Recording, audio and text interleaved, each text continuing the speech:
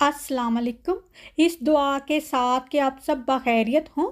अल्लाह की ख़ास रहमतें, बरकतें और अनायतें आप सब पर मेहरबान हों। मेरी दिली दुआएं और नेक तमन्नाएं आप सब सुनने वालों के साथ हैं।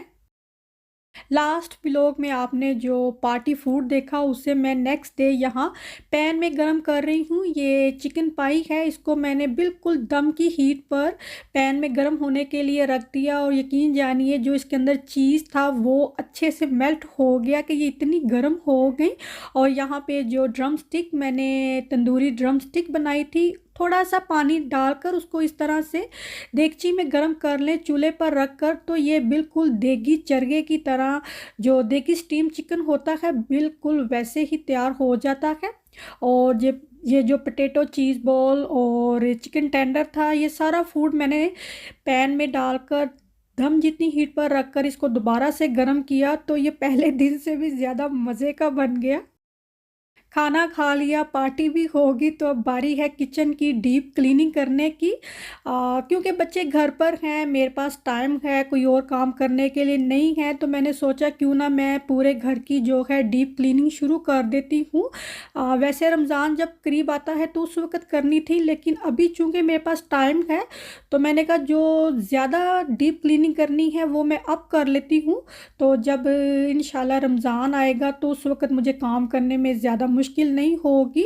तो ये जो फ्रिज और फ्रीज़र हमने इस तरह रखे हुए हैं, इनको मैं थोड़ा बाहर को निकाल लूँगी और इसके पीछे बहुत ज़्यादा डस्ट होती है क्योंकि मेरे घर में सारा ही वुड फ्लोर है।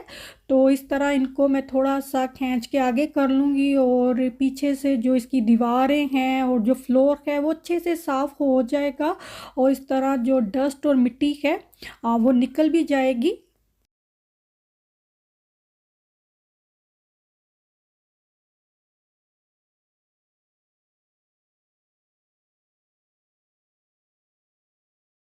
और ये देखें पीछे कितनी ज़्यादा डस्ट पड़ी हुई है, क्योंकि हम आगे-आगे से सफाई करते रहते हैं तो बार-बार फ्रिज को भी आप बाहर निकाल कर सफाई नहीं कर सकते।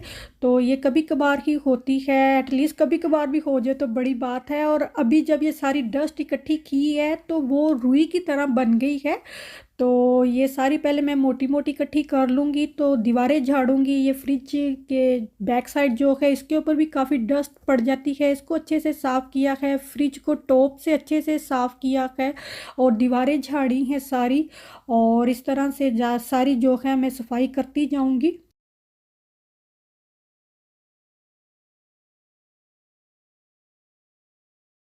मैं हाइपरटेंशन हूँ तो मुझे एकदम से सर्दी लगने लगती है तो मैं जंपर पहन लेती हूँ। और अभी देखें थोड़ा-सा मैंने काम किया है तो मुझे गर्मी लगने लगी है, तो मैंने जंपर जो है वो उतार दिया है। सारा दिन ही मेरा जो है ना ये सिलसिला चलता रहता है सर्दियों में। कभी मुझे सर्दी लगती है तो मैं सॉक्सें भी मोटी पहन लेती हूँ, कंबल में बैठ जाती हूँ, तो फिर जब गर्मी लगती है तो सॉक्सें उतार देती हूँ, जंपर भी उतार देती हूँ। तो काम करते वक़्त जो है अभी मुझे गर्मी लगी है तो मैंने जंपर उतार दिया। ये कर्टन बोर्ड है, इसके ऊपर बहुत सी डस्ट मिट्टी पड़ जाती है और ये क्योंकि वाइट कलर के हैं तो मैले हुए साफ पता चलते हैं। तो इनको पहले मैंने जो क्लीनिंग लिक्विड है उसके साथ अच्छे से साफ़ किया, फिर कपड़े को पानी से रिंस करके साफ़ किया, फिर ड्राई क्लॉथ जो है सूखे हुए कपड़े से इसको साफ़ किया ताकि गीला रहेगा तो मिट्टी और इसके ऊपर पड़ती रहेगी। अभी जब ये सारा एरिया मैंने अच्छे से साफ़ कर दिया, इसके ऊपर मॉप भी किया है, तो फ्रिज फ्रीज़र को पीछे को कर दिया है और यहाँ पे टीवी लगाया हुआ है और उसकी जो सॉकेट वगैरह हैं वो मैं फ़िक्स कर रही हूँ।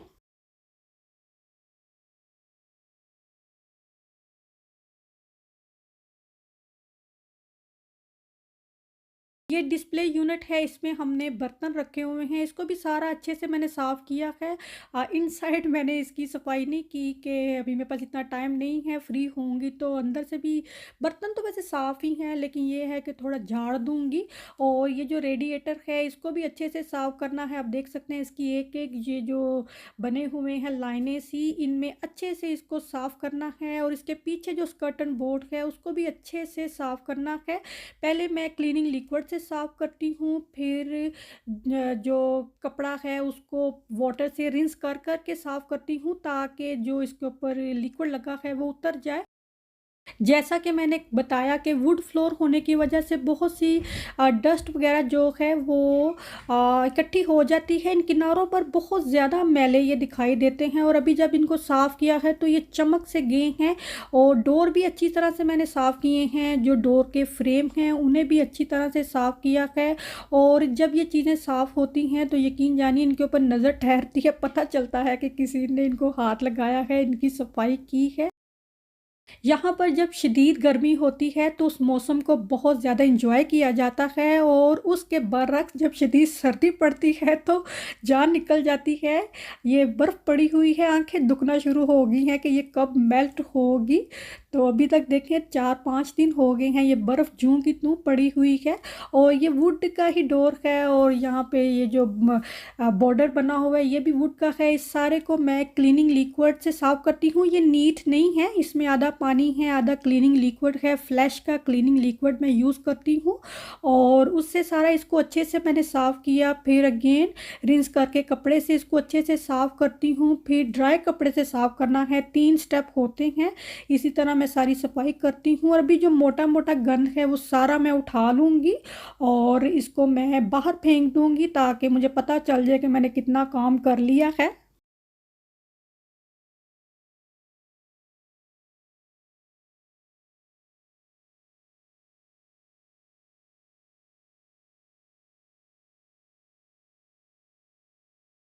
बाहर निकली हूँ तो स्नो देखकर पता नहीं क्यों मेरा जी चाहा कि इसका एक बॉल बनाकर ना हवा में उछाल ही देना चाहिए। तो मुझे देखकर मेरे बच्चे भी बाहर दौड़े आ गए।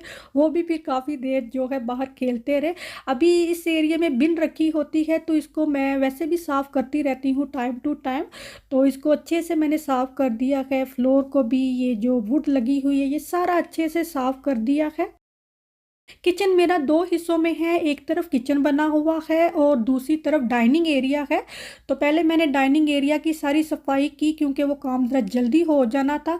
अभी जो किचन एरिया है उसकी सफाई करने लगी हूँ। ये कटलरी ड्रॉ है, इसमें ड्रॉ को पहले मैंने साफ़ किया। अभी ये जो कटलरी स्टैंड है इसको अच्छे से धोया है। अब तमाम चीज़ें इसमें रख कर मैं दोबारा ड्रॉ में रख दूँगी।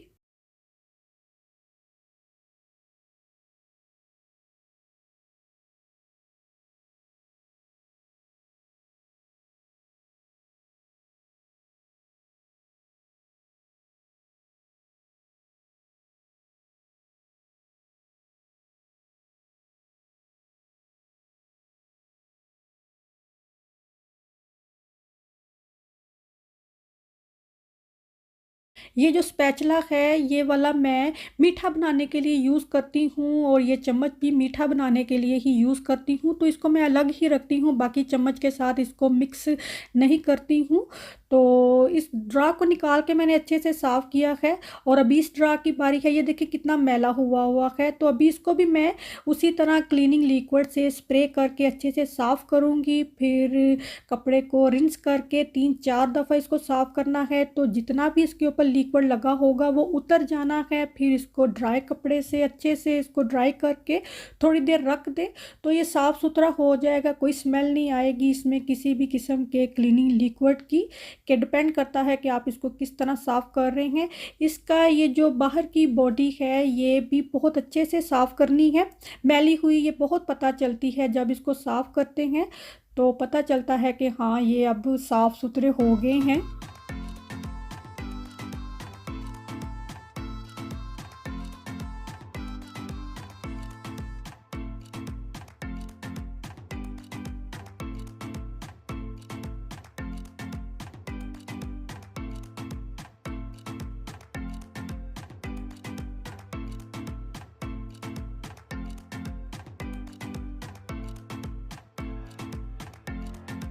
और जिस यूनिट में ड्रॉ लगे हुए हैं उनको भी देखें अच्छे से साफ़ किया है क्योंकि ये चीज़ें भी आप एवरीडे सफाई में हम क्लीन नहीं करते हैं। तो जब डीप क्लीनिंग कर रहे हैं तो इसको भी अच्छे से साफ़ कर लेना चाहिए। ये चीज़ें शेयर करने का मतलब एक आइडिया ही है कि बहुत सी सिस्टर्स बताती हैं कि उन्हें बहुत फ़ायदा होता है वीडियो देखने से, बहुत से आइडियाज़ मिलते हैं, बहुत हेल्प मिलती है। तो घर की डीप क्लीनिंग करने में किस तरह आप डीप क्लीनिंग कर सकते हैं और किस तरह मैनेज कर सकते हैं इन चीज़ों को, असल बात ये है। और ये सारा काम मैंने एक दिन नहीं किया, एक दिन मैंने एक हिस्से की सफाई की, दूसरे दिन मैंने दूसरे हिस्से की सफाई की, क्योंकि मैंने सारे घर को देखना है, खाना भी वक्त पर पकाना है, चूँकि बच्चे भी घर पर हैं। तो ये नहीं है कि अगर मैं ये काम करने लगी हूँ तो बाकी सारा घर जो है वो होल्ड पर आ जाए, स्टॉप हो जाए, ऐसा नहीं है। बाकी ये है कि ये डीप क्लीनिंग भी ज़रूरी होती है। कुछ 1 महीने बाद हमें ये डीप क्लीनिंग करनी ही पड़ती है। तो मैं काफ़ी दिनों से सोच रही थी और सबसे बड़ा काम जो था ना वो मेरे किचन का ही था।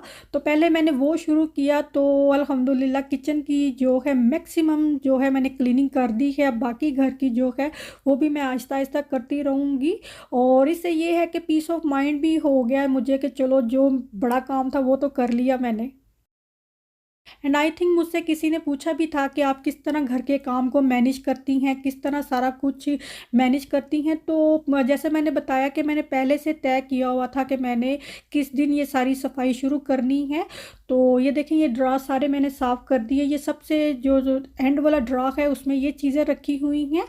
तो पहले से मैंने सोचा था कि मैंने किस दिन सफाई करनी है और किस एरिया को पहले मैंने साफ़ करना है। और चूँकि आपने अकेले हाथ काम करना होता है तो थोड़ा-थोड़ा काम करें। ये नहीं है कि अब सफाई करने लगे हैं तो साँस रोक कर ही हमने करनी है, तो यानी कि सारा काम करके ही दम लेना है, ऐसा नहीं है। थोड़ा-थोड़ा काम करके करते रहें तो आपका काम ख़त्म होता जाएगा। अभी जैसे मैंने किचन का काम किया है तो मेरे सर से बहुत बड़ा बोझ उतर गया है कि अब बाकी काम मुझे बड़ा नहीं लग रहा है, वो मैं कर लूँगी। और ये जो जिस अलमारी में मैंने बर्तन रखे हुए हैं वो सारे बर्तन निकाले, उसको अच्छे से साफ़ किया, और अभी ये सूख जाएगी तो मैं इसमें बर्तन रख दूँगी। बहुत सी सिस्टर्स कहती हैं कि हमारे बच्चे छोटे हैं, हमसे काम मैनेज नहीं होता। इट्स ओके, ये इसमें परेशान होने वाली कोई बात नहीं है। जब मेरे बच्चे छोटे थे, नैपी लगाते थे, उन्हें मुझे खुद खिलाना पड़ता था, तो वो बहुत बड़ा काम है, बहुत ज़रूरी काम है कि माँओं के लिए सबसे इम्पोर्टेंट ज़िम्मेदारी जो है वो बच्चों की देखभाल है। हम खाना वक़्त पर पका दें, कपड़े धो दें, घर की जो मेन क्लीनिंग है वो कर लें तो बहुत बात है। जब मेरे बच्चे छोटे थे मैं भी इस तरह बहुत ज़्यादा डीप क्लीनिंग जब जैसे मैं अब कर रही हूँ तब मुझसे भी नहीं होती थी, क्योंकि मैं अकेले हाथ इतना काम नहीं कर पाती थी। लेकिन अब चूँकि मेरे बच्चे थोड़े बड़े हो गए हैं, वो नैपी से निकल आए हैं और खाना खुद से खा लेते हैं, तो काफ़ी पीस ऑफ माइंड है, काफ़ी रिलैक्स है। तो उतना काम भी बढ़ जाता है कि चीज़ें पहले हम खुद इस्तेमाल करते थे, अब बच्चे अपनी मर्ज़ी से यूज़ करते हैं, तो मेस भी उतना ही उसी लिहाज से होता है, तो उसको समेट लेती हूँ मैं। लेकिन ये है कि बहुत ज़्यादा स्ट्रेस मत लें, अगर घर के काम आपसे बहुत ज़्यादा नहीं हो रहे तो इट्स ओके कि छोटे बच्चों के साथ इतना ज़्यादा काम मुमकिन भी नहीं है कि हो सके। हाँ, अगर ये है कि कोई हेल्पर है, कोई बच्चों को सँभाल सकता है, बच्चों की देखभाल कर सकता है, फिर तो कर सकते हैं। लेकिन जैसे मैं अकेली ही रहती हूँ, तो कोई मतलब ऐसा नहीं है कि कोई मेरे बच्चों को सँभाल ले, तो मैं सफाइयाँ करती रहूँ, ऐसा नहीं है। तो मैंने सारा कुछ खुद ही करना होता है, तो फिर मैं उसी लिहाज से हर चीज़ मैनेज करती हूँ कि एक काम की वजह से दूसरा काम डिस्टर्ब ना हो। तो अभी आपने देखा मैंने सारे जो किचन कैबिनेट हैं वो सारी सामान निकाल कर, बर्तन निकाल के उन्हें साफ़ किया और किचन काउंटर सारा खाली कर दिया, क्योंकि स्पेस खुली होगी तो अच्छे से सफाई हो जाएगी, क्योंकि क्लीनिंग लिक्विड यूज़ करना है तो वो चीज़ों के ऊपर ना पड़ जाए। और अभी ये जो एग्जॉस्ट हुड है किचन कुकर का, उसको अच्छे से मैं साफ़ कर रही हूँ और इसके ऊपर स्प्रे कर दिया है, और जो सोप पैड होता है उससे हल्के हाथ से मैं इसको साफ़ करती हूँ, क्योंकि इसके ऊपर बहुत ज़्यादा ग्रीस होती है और ये स्टेनलेस स्टील का है। तो ये देखें, किस तरह मैल इसके ऊपर से उतर रही है। ये जो ब्रिलो पैड शायद इसको बोलते हैं, या मैं इसको सोप पैड बोल देती हूँ। तो इससे हल्के हाथ से इसको साफ़ करना है। स्टील वायर मत यूज़ करें कि उससे इसके ऊपर बहुत बुरे निशान पड़ जाएंगे और ये ख़राब हो जाएगी। तो इससे साफ़ करके अगेन कपड़े को 2-3 दफ़ा अच्छे से धो धो कर इसको साफ़ करना है, सारा क्लीनिंग लिक्विड इस पर से उतर जाए। और फिर एक साफ़ ड्राई कपड़ा या किचन पेपर जो होता है, टिश्यू पेपर, उससे इसको साफ़ करना है, वरना इसके ऊपर जो निशान है वो पड़े ही रह जाएंगे, क्योंकि ये स्टेनलेस स्टील का है।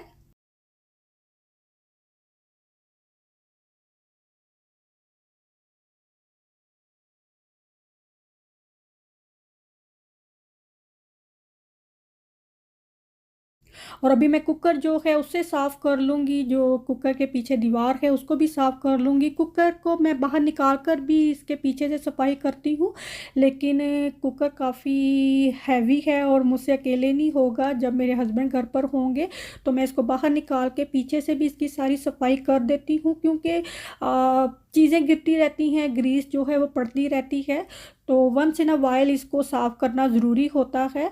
तो अभी चूँकि मैं डीप क्लीनिंग कर रही हूँ तो ये स्टेप भी मैं करूँगी इंशाल्लाह।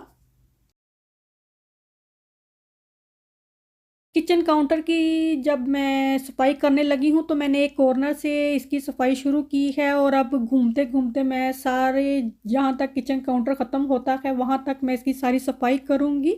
और ये जो बॉयलर है इसको भी अच्छे से स्प्रे करके साफ़ कर देना है, क्योंकि इसके ऊपर भी निशान पड़ जाते हैं। क्योंकि ये चूल्हे के पास है तो थोड़े बहुत निशान जो हैं स्प्लैश होते हैं, तो इसके ऊपर कहीं ना कहीं पड़ ही जाते हैं।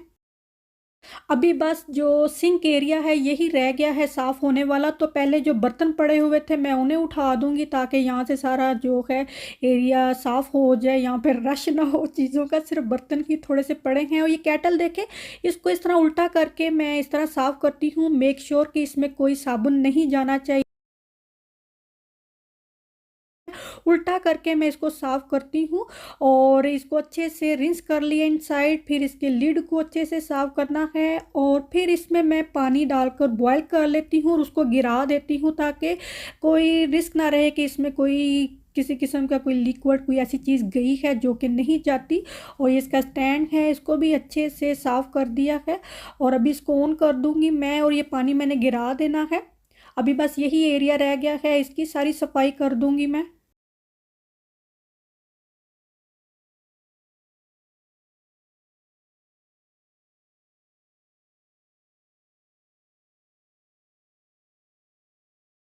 और ये सारा एरिया जो है ये तकरीबन हर रोज़ ही यहाँ से सफाई होती है, लेकिन चूंकि अभी डीप क्लीनिंग हो रही है तो मैं इसको भी साफ़ कर दूंगी। विंडो जो है वो इनसाइड आउटसाइड मैं अच्छे से साफ़ करती हूँ, लेकिन आज बिल्कुल हिम्मत नहीं है कि मैं इसको बाहर से जाकर साफ़ करूँ।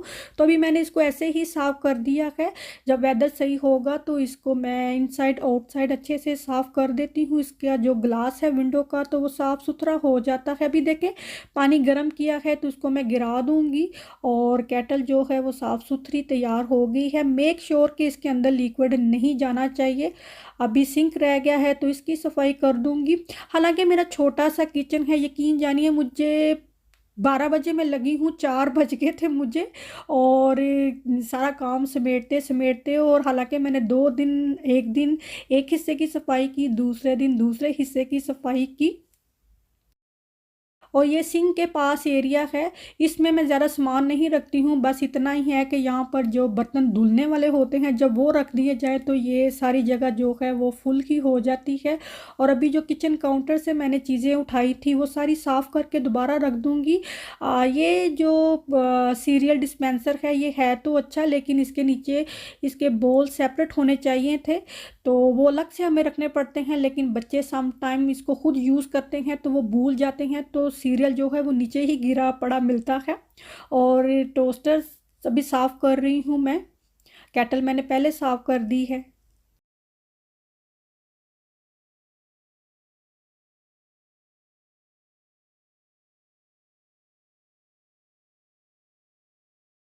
और इस बोतल को हम एज अ डेकोरेशन ही यूज़ कर रहे हैं। अगर इसमें ऑयल डालकर यूज़ किया तो इसका ऑयल बाहर ही गिरता रहना है। तो फाइनली यहाँ पर सारे किचन की जो है सफाई हो गई है। होप आपको इससे कोई आइडिया मिला हो। तो ये एक तरह से एक आइडिया ही मैंने आपके साथ शेयर किया है कि किचन की डीप क्लीनिंग आप किस तरह कर सकते हैं। अभी ये वाली कैबिनेट जो है ये अभी मैंने साफ़ करनी है, तो ये मैं अब कल करूँगी कि मैं थक गई हूँ, अब और काम नहीं मुझसे हो सकता। तो फाइनली ये है कि जो बड़ा काम था वो सारा हो गया, सारी सफाई हो गई। आई होप आपको ये आज का व्लॉग अच्छा लगा हो। अगर पसंद आया है तो इसको लाइक ज़रूर करें। अगर अभी तक मेरे चैनल को सब्सक्राइब नहीं किया तो इसे सब्सक्राइब ज़रूर कीजिए। अपना और अपनों का बहुत सारा ख्याल रखिए। अल्लाह हाफिज़।